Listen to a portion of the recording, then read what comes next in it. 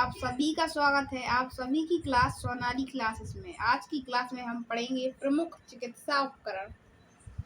आप सभी की परीक्षाओं के लिए इस क्लास से 1 नंबर पक्का। पहला उपकरण है स्टेथोस्कोप। स्टेथोस्कोप का काम क्या है? हृदय की धड़कन सुनने के लिए।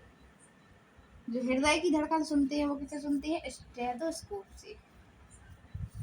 दूसरा उपकरण स्पेग्नोमीटर रक्तचाप। इससे बीपी मापते हैं। स्पेग्नोमीटर से क्या मापते हैं? बीपी या रक्तचाप।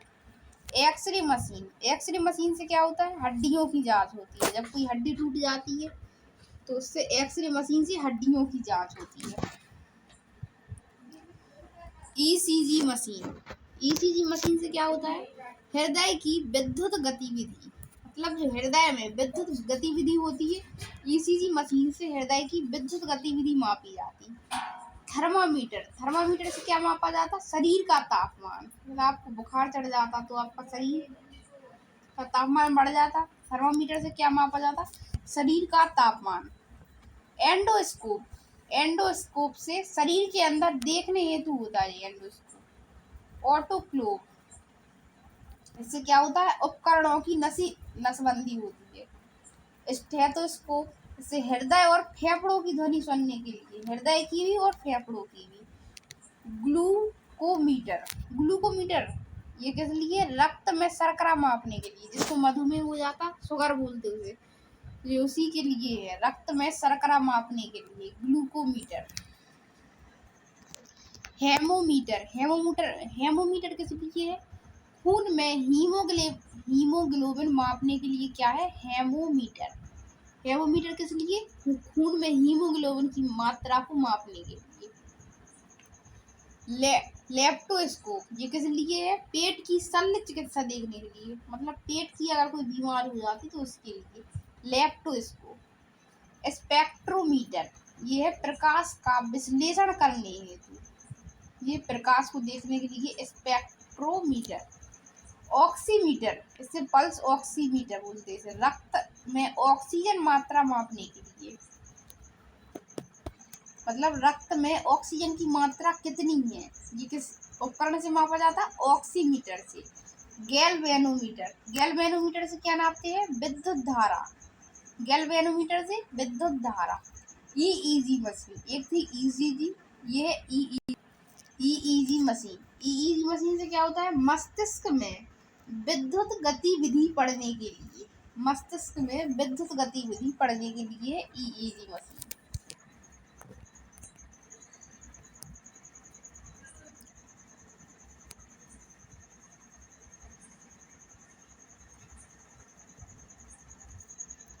सिटी स्कैन, इससे क्या होता है? शरीर के आंतरिक हिस्सों की 3 इमेज। सिटी स्कैन से क्या होता है? शरीर के आंतरिक हिस्सों की 3 इमेज। एमआरआई, इससे क्या होता है? चुंबकीय तरंगों से शरीर की अंदरूनी संरचना देखने के लिए, एमआरआई से शरीर के अंदर की संरचना देखी जाती है। पैथोलॉजी स्लाइड से क्या होता है? रक्त या ऊतक की जांच करने हेतु लैब स्लाइड है ये। एक बार फिर से सभी का रिवीजन करते हैं। स्टेथोस्कोप किस लिए होता है? हृदय की धड़कन सुनने के लिए। स्पेग्नोमीटर रक्तचाप या बीपी मापने के लिए। स्पेग्नोमीटर रक्तचाप या बीपी मापने के लिए। स्टेथोस्कोप किस लिए होता है? हृदय की धड़कन सुनने के लिए या फेफड़ों की धड़कन सुनने के लिए। एक्सरे मशीन किस लिए होती है? हड्डियों की जांच करने के लिए। किस लिए? हड्डियों की जांच करने के लिए एक्सरे मशीन। ईसीजी मशीन, इससे क्या होता है? हृदय की विद्युत गतिविधि मापी जाती। थर्मोमीटर से शरीर का तापमान मापा जाता। ईसीजी से हृदय की विद्युत गतिविधि, थर्मामीटर से शरीर का तापमान, एंडोस्कोप से शरीर के अंदर देखने हेतु।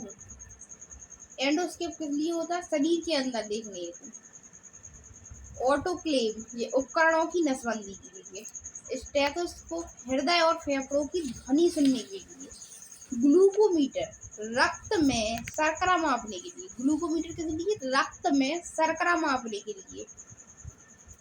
हेमोमीटर किस लिए होता, खून में हीमोग्लोबिन मापने के लिए। हेमोमीटर किस लिए, खून में हीमोग्लोबिन मापने के लिए। लेप्टोस्कोप किस लिए होता, पेट की शल्य चिकित्सा देखने के लिए। लेप्टोस्कोप किस लिए होता, पेट की शल्य चिकित्सा देखने के लिए। स्पेक्ट्रोमीटर प्रकाश का विश्लेषण करने हेतु, स्पेक्ट्रोमीटर किस लिए, प्रकाश का विश्लेषण करने हेतु। ऑक्सीमीटर रक्त में ऑक्सीजन मात्रा नापने के लिए।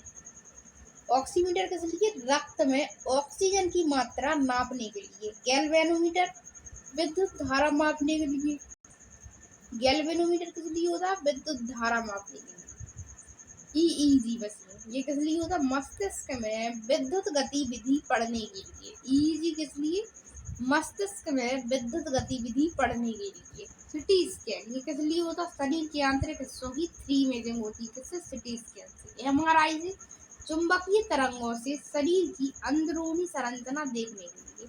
पैथोलॉजी स्लाइड रक्त ऊतक की जांच करने हेतु लैब स्लाइड। इसी के साथ ही आप सभी को नमस्ते, जय हिंद, जय भारत। अगर वीडियो पसंद आई हो तो प्लीज चैनल को लाइक, सब्सक्राइब एंड शेयर करें। इसी तरह की और वीडियो पाने के लिए बेल आइकन दबाना ना भूलें।